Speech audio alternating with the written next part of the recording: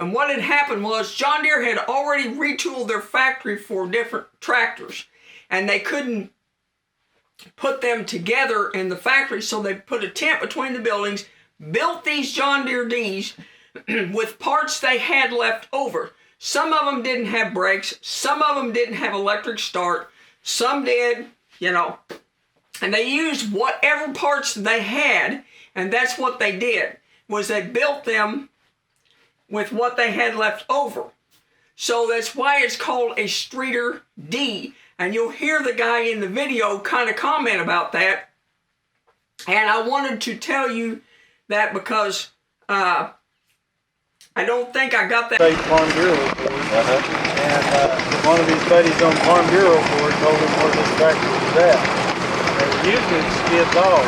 And he went down there and made a deal for it and brought it home.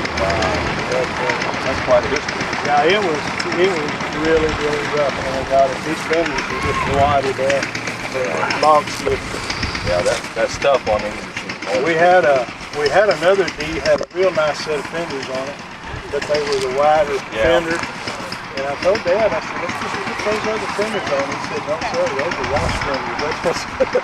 Oh. So there's about probably 2 gallons of Bondo and fiberglass in these fenders.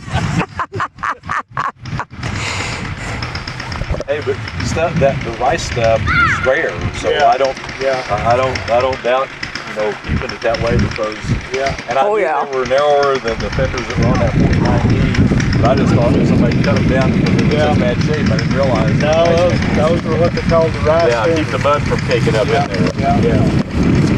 Wow. Boy, it runs strong. Yeah, it's a stout tractor. Of course, it's a later D, so it's got the little bit bigger pistons in it. And we used to pull sled every once in a while with when we'd have stock to pull. But if you pull in the right weight class, it doesn't do well because it's heavier than it is powerful. Yeah. That's how good it made all this stuff. Yeah. But yeah, it still hits a good lick. Well, it's been a while since I've been around that run, but we went back to the people when he retired and moved. We built it with a partner of mine. Yeah. The people that he bought it from, they said if he ever wanted to sell it, they wanted it back. So he offered it to them and they bought it. When he and his brother got it, he and I was working on tractors. They've been in the shed for over 20 years. They had to cut down some trees just to get the front door open to get it out. And it came in a main case, and I don't know, there was almost 10 boxes of parts. And I spent 2 weeks sitting on the floor with the parts book to know what we did and what we didn't have. Laying it out. Yeah. And I figured out why there was 2 reasons why they parked it. They left water in it and it froze one night, and the bottom tank had a crack all the way across, and I fixed that. Yeah. And when we were taking the motor apart, they said the motor had recent engine work in good shape. Well, the piston rod on this side, half the battery was missing. Yeah. So we had to send those rods off using battery. Yeah. And that's how come. And luckily, they must have known it happened because they shut it down and the crank wasn't even scored. It was fine. I was taking that piston rod apart and I looked, and it wasn't even in the bottom of the case. The rest of the battery was gone. Yeah. I don't know where it went. I figured I'd find it in the bottom of the case. Apparently they figured it out. They were about out of parts when they built this one. It doesn't have any brakes, no charging system or any electric. Yeah, I knew it had no electric. Yeah. That's how come I didn't realize it was 50. I figured it was newer, but that's how come. Yeah. So that 49 actually had a charging system. Yeah. And they started.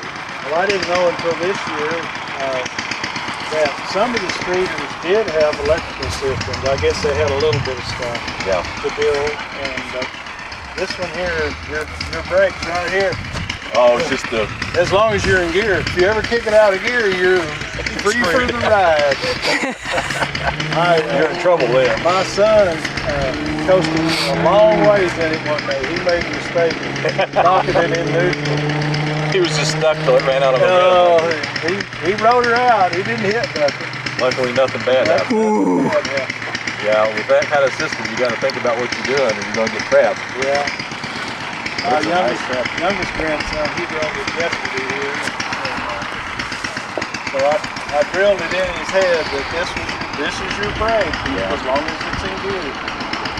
So we drove it all the way from Cane Hill? Well, no, we hauled it down here. We've got a farm in Morrow. Okay, just down the road, yeah. So that's where we keep everything.